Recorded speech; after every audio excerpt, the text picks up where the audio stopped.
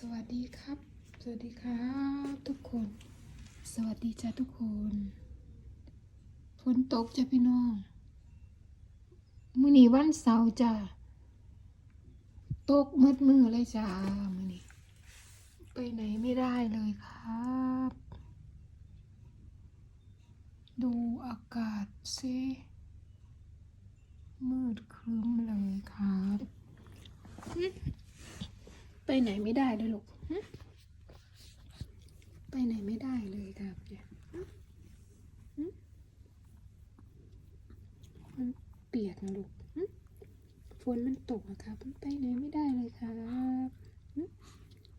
เป็นเด็กดีนะลูกเป็นเด็กดีนะครับ